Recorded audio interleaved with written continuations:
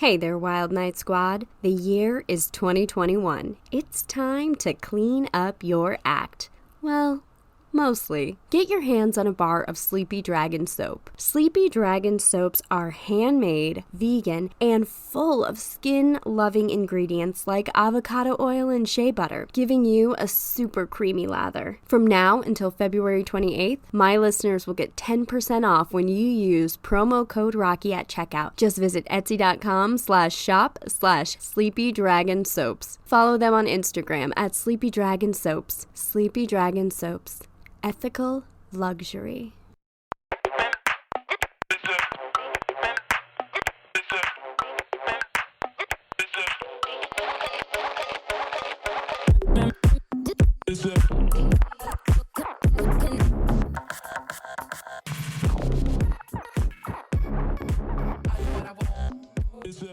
I'd like to do a song of great social and political import.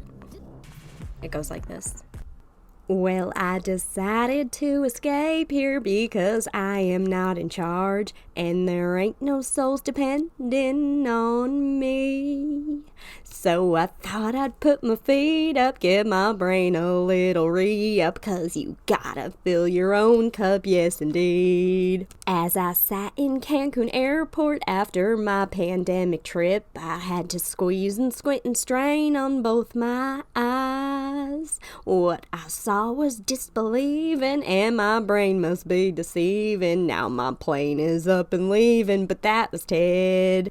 That was Ted in Mexico. He's hiding out, he's running scared, he's laying low. What he said to the attendant as he landed here in Cancun, well, it shocked us all and caught us off our guards. Puede que no me conozcas, pero mi nombre es Ted, y soy una putita, yes indeed. Fui de mi estado cuando más me necesitaban, y estoy aquí ahora, así que tengo miedo, culparé a mis hijas, ayúdame, ellos sí.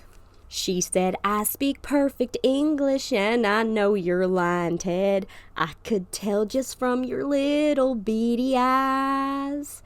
But just like Mo Obama, I always take the high road, and I can't say I'm surprised that you were here.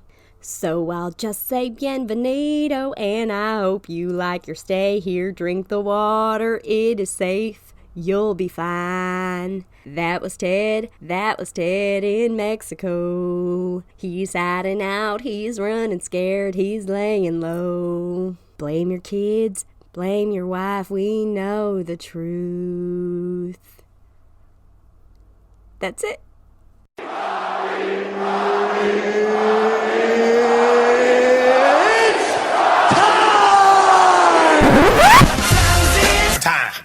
Duh.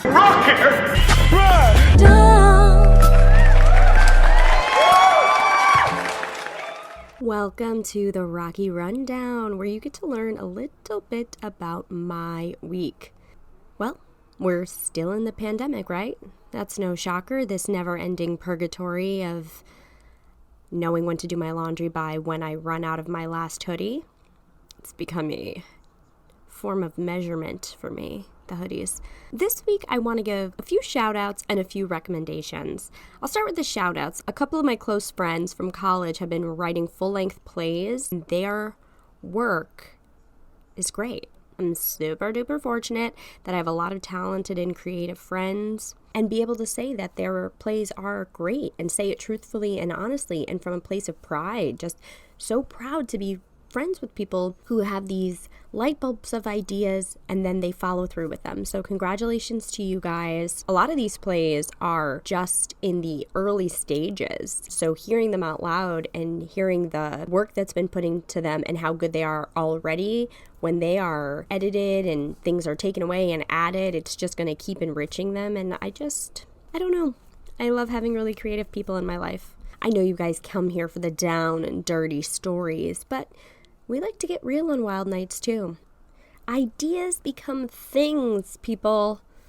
If you're a dreamer, then follow that dream. I'm not Tony Robbins. I'm not pretending to be. My stomach just growled so loudly on the mic that I could edit it out, or I could just tell you about it, because it truly sounded like my stomach had the idea it wanted to be a part of the podcast too. Oh my God.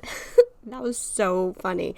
Sometimes you can tell your stomach's gonna growl. This was total surprise. Anyways, you must watch on YouTube the pilot, Illegal Allen. It was so incredible. It was enjoyable. I was watching it and I was clicking the YouTube bar to see how many more minutes were left because I didn't want it to end. Have you ever done that? Have you ever watched something and you're like, I don't want this to end. How much is left? You get excited when there's like 10 minutes left, but then you get really disappointed when there's like 2 minutes left. That was me watching Illegal Allen. So Illegal Allen on YouTube, Allen spelled A-L-A-N. It was nitty, it was gritty, it was a bite-sized episode, which is always my favorite, so watch it, friends. This Wednesday at 9 p.m. Eastern Standard Time, I will be doing another edition of Wild Wednesdays. This time I'll be talking with the gals from Impolite Society, so tune into that.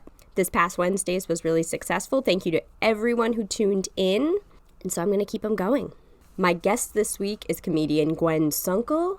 Her wild word was sleepover. I know a lot of us are missing grown-up sleepovers, but that was not the direction this story went in, you little pervs. Gwen was an incredible guest. She's so funny, and we had a great conversation that I hope you enjoy. If you haven't done so already, please like, share, and subscribe to the podcast. I'm on Instagram and TikTok at Wild Nights with Rocky. Hopefully I don't get kicked off TikTok, though, for my side part. That's not going anywhere.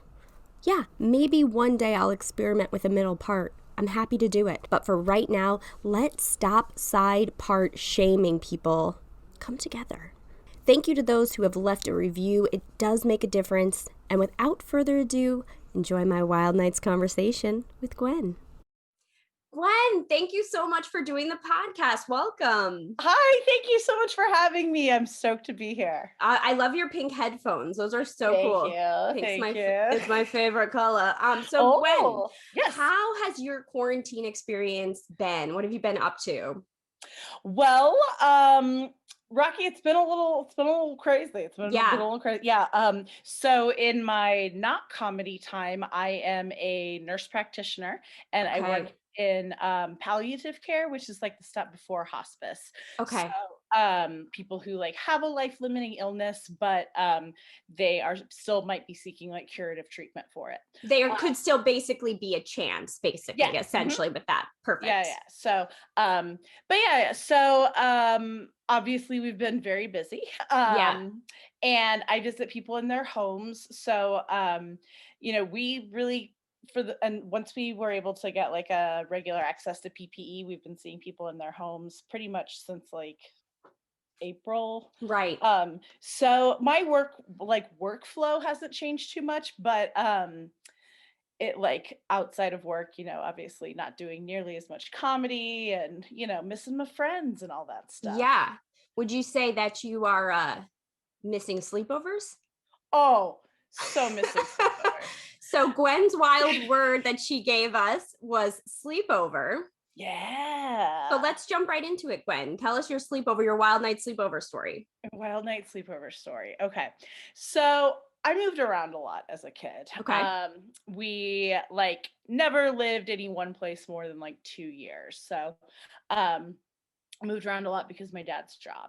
And the summer between my 8th grade year and my freshman year, that liminal high school, middle school summer. Yes, not a girl, not yet a woman summer. Yes. It's a very transformative time. Yes. So we moved from a place I was living where I had like a pretty good group of friends and was feeling like pretty established and feeling like good about myself. And we moved like 500 miles away to a whole new city. And can you say what city to what city? Oh yeah. So I was living in a small town called Greencastle, Indiana, which is like an hour west of here. It's actually where I was born. Got it. My parents moved away and then we came back for a little while. It sounds like my parents were in the witness protection program. We protect the innocent and the not so innocent. I always say on this show. Yes. So, yeah, so that and I was moving to Memphis, Tennessee. So Okay. I went to high school down there, so a little suburb outside of there. But so that's we did the move during that summer, and um I was a pretty like straight-laced good girl, and Okay. I was pretty responsible, like always made the honor roll and everything, but Mm-hmm. like, I still like to rebel a little bit. I was all right. I had a good time, Were I you was an only child? no, I was the oldest of 3. Okay.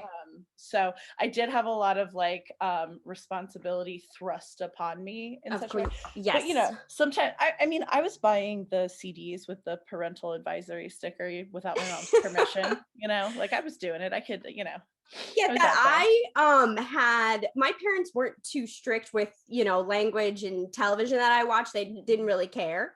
Yeah. But I know by accident one year my mom bought me the Limp Bizkit CD, chocolate starfish and the hot dog flavored water. And she bought me the censored version, but I know she didn't do that on Yeah. purpose. She No, just she bought didn't. it. So, but you were a bad girl because you had the parental advisory sticker CDs. Yeah, I guess. And like it was a real small town that I was like going to middle school, and so you kind of I don't know, it's just like something about living in a small town. You start hanging out with people that you probably shouldn't be hanging out with sooner than Gotcha. later. Mm-hmm. So in that summer between my 8th grade year and my freshman year of high school, I started smoking just a little bit of cannabis. Yes, the ganja. The ganja, yes, Mm-hmm. yes. And mostly just like at parties, like, someone would hand you a joint or something and you take a little puff of it or something, Right. nothing crazy. I wasn't purchasing my own drugs or anything like No, no, that. no. You were doing the Do it As Cher Horowitz says in Clueless, it's one thing to spark up at parties. right, right. Yeah, it's quite yeah, exactly. I was definitely doing like the clueless level of doing that. Yes. So, and then so like I wasn't a total newbie to like drug use and partying or whatever, but I was also not like an expert in it by any Mm-hmm. stretch of the imagination.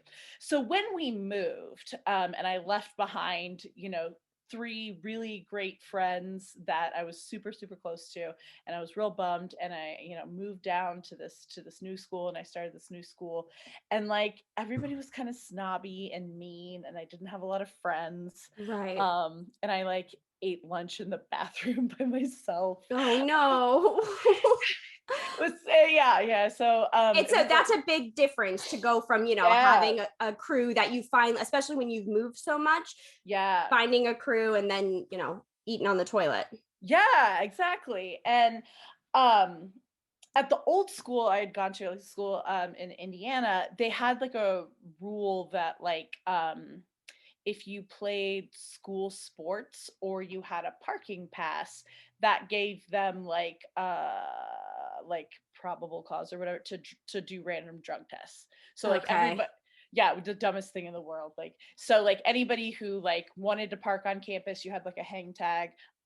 Like you would go in this, I don't know if it was like one of those bingo rollers or what, but they were picking a name out of a hat, and you were coming down to do a drug test if you parked on campus or you played a high school sport. Got it. And I played volleyball in high school. So, Same. oh yeah, nice. Now, this is how old I am. I played before like they changed the rules to make it a more interesting game.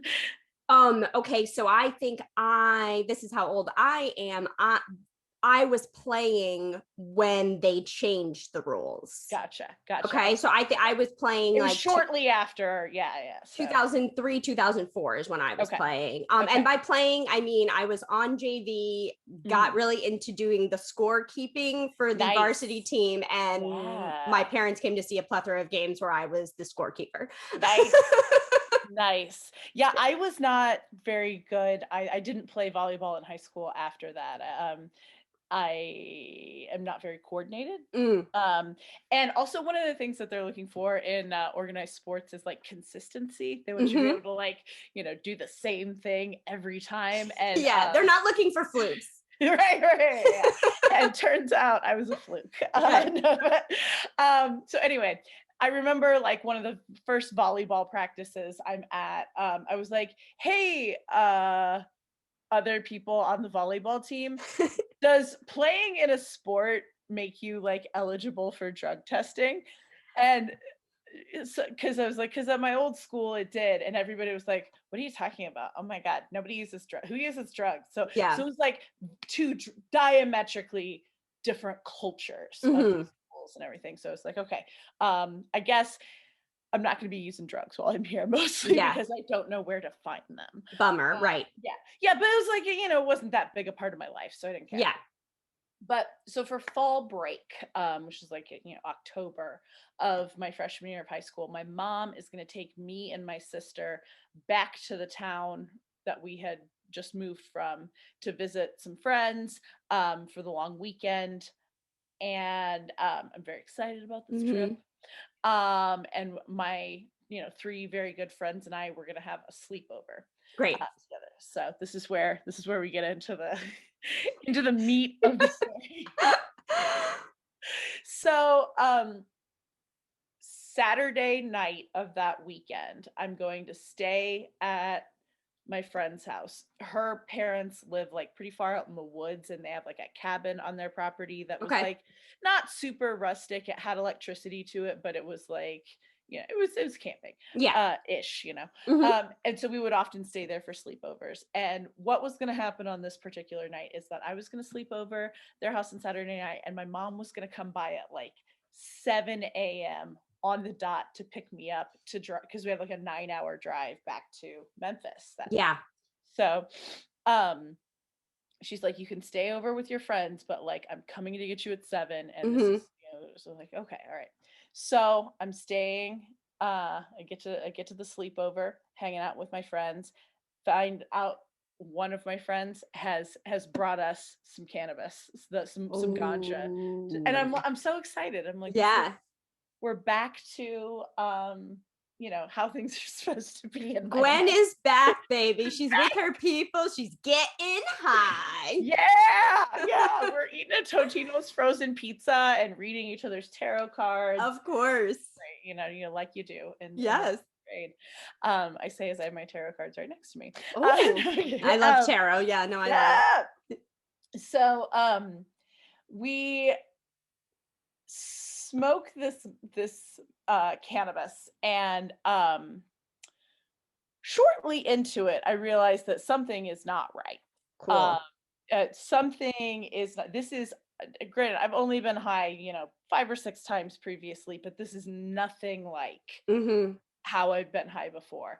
I mean, so anxious. I felt like my skin was crawling, and my other friends are all freaking out too. My one friend is just like in the corner crying all night. Oh God. My other friend is convinced that there's a baby in the oven, and that the oven is on, and that like we're roasting a baby, and there was just like no consoling her. She's just like kneeling by this little tiny like Yeah. apartment oven, just like, ah, The baby, not the the baby. baby, Yeah. the baby. And all I can do is sit there and think like, okay, you've been high before. It doesn't last forever. Mm-mm. At most, it lasts a few hours. So Yeah. if you can just get through this next couple of hours, it's going to be okay. Right. So I lay down on the couch, and there's like a digital clock right next to me with the little like red numbers that flip. Yes, I know the one. Yep. You know what I'm talking about? Yeah, Mhm. like it makes a sound when it Yes. flips. It's Mhm. like, um so I'm laying there next, and I remember laying down and closing my eyes, and I was like, I'm gonna close my eyes for as long as I can possibly stand to like see to get me further through this, Mhm. because the whole thing is to like, you just have to let enough time pass. Yeah. So I lay there, just shaking, tears rolling down my face, uh feeling like I've laid there. I must have laid here for 2 hours. Like, Yeah, yeah, yeah. surely this is almost over. I open my eyes, and the number has moved 1 minute. Oh my God, what a fucking nightmare. Yes. And so the entire, like, that's what I did for the rest of the night, was just like lay there rocking back and forth, being like, I'm Yeah. just gonna close my eyes as long as I possibly can. And when I open them up, at least some time will have passed. Um, and every time it was like it had been like 2 minutes. That was the Yeah. longest I could go. And your friend's still crying And by about the everyone is baby? still crying. We are at like just out of our gourds, you Yes, know? yes, yes. And so then the next morning, my mom is coming to pick me up at 7 7 a.m. sharp, yeah. Yeah, yeah, yeah. And I'm just like sitting on the porch, just like, oh, like, like ready to go, but also like, be cool. Don't let her know. Don't let mom know. Yeah. And so I get into the van, and we're I lay down in the back seat so that I'm just like, oh, we were up really late and I'm very tired. And I am still just, high as balls, Right. laying in the bench seat of the back of the van, like shaking back and forth. And all I can think to myself at this time is like, oh my God, this is why they told us not to do drugs in school. Nancy Yeah. Reagan was Yeah. right. Yeah. I should have just said no. Yeah. Um, and Dare to resist. yeah, that was just, I had won an essay contest in the 5th grade with through the D.A.R.E contest, and I was like, do you think they're going to take back my savings bond? Gwen is a fraud. Right, they're going to take back my $50 savings bond. um and I got to thinking back, and I was like trying to remember some of this. I was like, okay, I don't feel like that was weed. I don't feel like that was weed. No, no, no, no, no, no. And like, surely something about this was, something was wrong with this. This couldn't Right. have been right. And I get to thinking like back to, my D.A.R.E education, and I'm thinking about when they were describing what PCP felt like. Yeah, I was gonna guess this was some angel dust action for sure. Yeah. Yeah. Yeah, yeah, yeah, yeah, yeah. And it was just like light bulb went on, and all these, inception dots connected, and I was like, holy shit, I am 14 years old and I just smoked PCP. Right. Right. Yeah. So I didn't do I thought this just happened all the time. You just like never knew if you were gonna get weed with PCP in it Uh-huh. at that point. So I didn't use drugs again until I was like 22. Wow. Okay. So that's 'Cause like a good difference in it time. made yeah, I mean, it made like a profound impact, yeah, on me. And it's not that like I was opposed to them for other people or whatever. No, no, no. Yeah, this is not my jam at all. I'm already a little on edge. I don't need more of that. Uh, Now, so did you discuss with your girlfriends, were you guys all putting the pieces back together? Were you saying, hey, gals, definitely think we smoked some angel dust? no, because the only way we could talk about this was on the phone. Mm-hmm. So, and like my mom would listen in on my phone calls Okay. sometimes. So yes, you didn't have the Or privacy element. yeah, yeah. So yeah, I mean, it's 5 people living in a house. Even if I don't know, say that my mom was like, invading my privacy, listening to my phone calls or something. But this was back when you had like a landline, and Yeah. somebody could pick it up and be like, "Hello," or even just walking by my bedroom door. It's not like it's airtight or something, Yeah, you're like whispering, I think we did PCP. Yeah, exactly. Like, so come to think of it, I'm not sure we have ever talked about it. So, friends, if you're hearing this for the first time, get at me and let me know if you also feel like we smoked PCP. I can't believe that you were never, just being a woman in general. We are so talkative, chatty, wanting to like decipher every single thing that happens with our friends. So the fact that you didn't have the opportunity to go back and tell anyone, and you didn't have the opportunity with a friend group in Memphis to tell them Yeah, about it yeah. either. This is just like a secret you're harboring. Yeah, totally. It was bananas. And then there was like another girl who went to my high school, like the new high school, Yes. whose brother had like a similar situation, but it had induced like a psychosis, and he had Mm. institutionalized. And It's there was awful, yeah. there was like this rumor around school that it was like, this is why you don't do drugs, man. And I was like, oh my God, I could have been that cautionary tale. Yeah, definitely. But honestly, I feel like it helped me like be the successful adult that I am today, because if I had like continued um casually using drugs at a young age, um I don't want to be like the person who's like, oh, cannabis is a gateway drug or something. But it's like, if you know somebody's selling weed, you also know somebody selling other drugs. And so, like, that's what makes it, kind of a gateway, is like Yeah. the access to it, I think. There's a couple reasons why it's a gateway too, because usually, weed is, especially now, it's becoming legal everywhere and a lot of places. And people know for the most part, if they do smoke weed, it's a chill drug. I mean, you shouldn't be driving on it or anything like that, but it is a chill drug and you do it to chill out. So, but if you do weed, because of the taboo nature of it, that's what I think leads to the other things. You're like, oh, well, if I did weed, we can try this drug or we can try this drug. Have you ever tried salvia?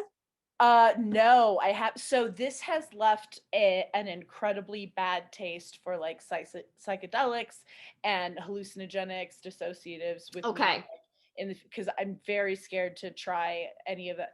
I've done mushrooms a couple of times and I've done acid a couple of times like since then. But it was not until I was like in my 30s that I did these. What did you think of mushrooms? I'm a big fan of mushrooms, so I'm curious to know what you think of them. So for me, they made me really nauseous. Yeah, that happens. To like the being sick to my stomach for 2 days afterward was like not worth the amount of like effect I got out of it. Okay.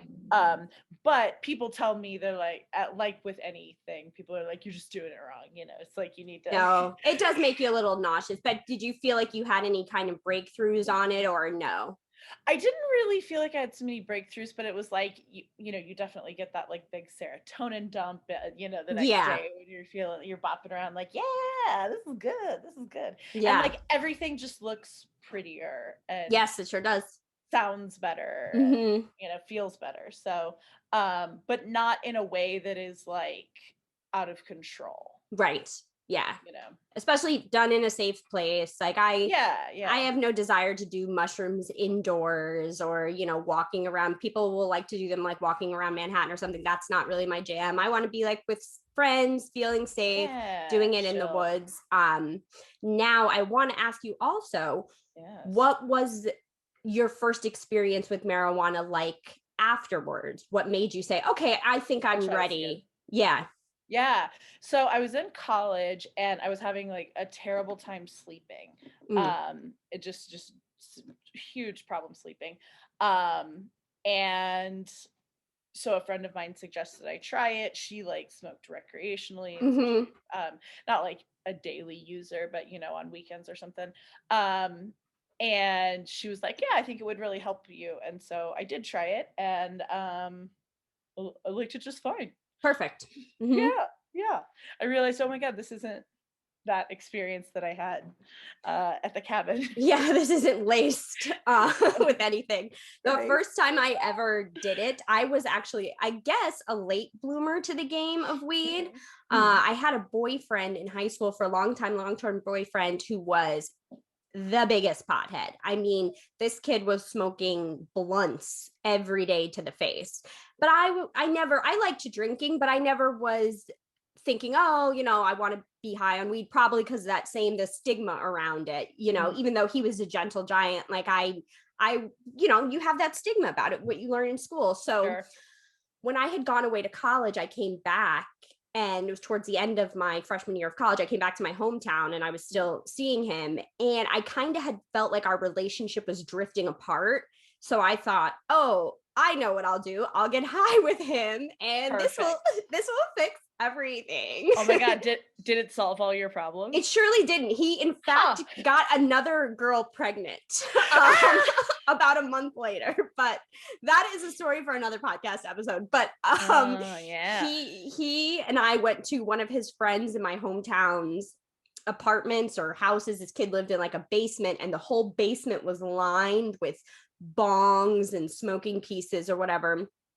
So I got high with the two of them, Yeah, you coughed my did. ass off, Mhm. and then I was like, okay, this is good. Like, this feels good. And then we went back to his apartment and ordered a pizza, which traditionally pizza has what? How many slices you think? Like 16 or 8 to something? yeah, Yeah. yeah, I'm something from like the New Haven area in oh, Connecticut, okay, so we have a okay, lot of so pizza places, and so they cut the pieces a little thinner there, so it was like gotcha. 16 slices or something like that. Um, I sat there high as a kite and ate 9 pieces of pizza to the face, Yes! and then I I love never it. looked back. You were like, "This is it. This is my new life now." Yeah, Yeah, so that's awesome. yeah. I feel like another big part of the stigma with it too is like that obviously D.A.R.E education got a lot of shit wrong. Mhm. But, it said we were all taught as kids that like all drugs are equivalent, like Uh-huh. marijuana is just as dangerous as cocaine, which is just as dangerous as heroin, which is, just as dangerous Yeah. horse tranquilizers or something. Yeah. And so it's like everybody tries weed and they're like, well, that wasn't that big of a deal. Yeah, I really enjoyed that TV show, but other than that, I'm not trying to like right. Let's see what this body can take. Yeah, why not? Why not? They're all equipped. Maybe I'm some kind of superhuman who tolerates drugs better than other people. And one day the military is going to study me. Yeah. Say, I better just do I, this. I better, Gwen, where's your PCP guy?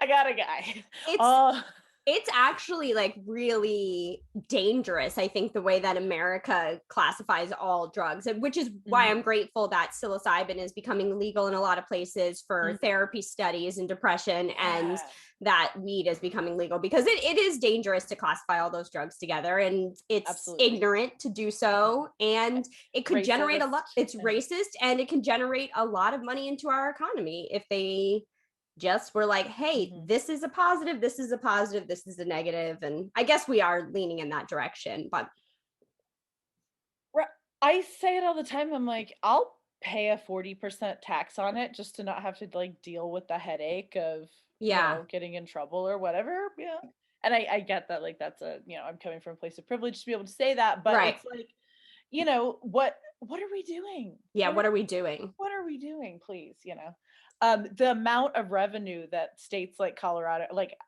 have brought in and the stuff that they've been able to accomplish by having like that increased tax revenue is I it boggles my mind that other states aren't just like jumping on it. Yeah, why wouldn't they want to? Colorado, have you been to Colorado? I have not. It's chill. It's a Yeah, very, yes, very it's an chill. extremely I chill love it. place. I've I been love to it. Denver, and then I spent a majority of my trip in Breckenridge. And it Nice. was just like, you wake up, you crack off a little piece of your edible that you got at the dispensary, Yeah, I hang love at it. the ski lodge, do whatever, and just chill out. Everyone feels very mellow there. And it's the vibe. Yeah, I love it. I It's love it. it's the vibe. Now, Gwen, what else do you have coming up? Where can people find you online, on social media, or projects that you have going on? Yeah, let's see. I am on Twitter and Instagram at Gwenderwoman. You can follow me every Wednesday. I post a Wigs Day, which is a picture I've stolen off the internet of an animal in a wig. Uh, Oh, I and love that. I hope that it helps everyone keep their days straight while we're in quarantine because there's a lot going on. Have you ever done a Um, penguin in a wig? oh, I should look for that. I Are you love penguins. love penguins. Yes. Ooh. Last week so they're normally pugs. Oh my God, my mom will die. She loves pugs. They're pretty like agreeable and food motivated Mm-hmm. animals, so they'll Mm-hmm. just wear a wig, no big deal. Yeah.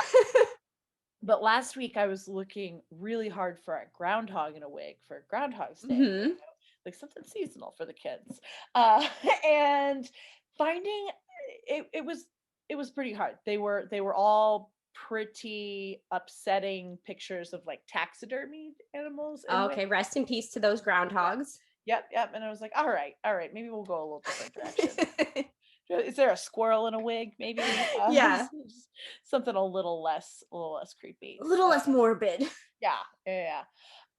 Let's see what else have we got going on. I'll be at I was just at the Comedy Attic in Bloomington last weekend. A great place. Check them out. Mm-hmm. A couple weekends. On the 17th, I'll be.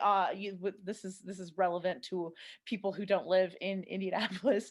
I'll Yeah. be on Yale Hollander's Coffee Break Comedy Hour on the 17th, which is at 7 p.m. Central Time, which would be 8 Eastern. It's so Um, confusing, the whole.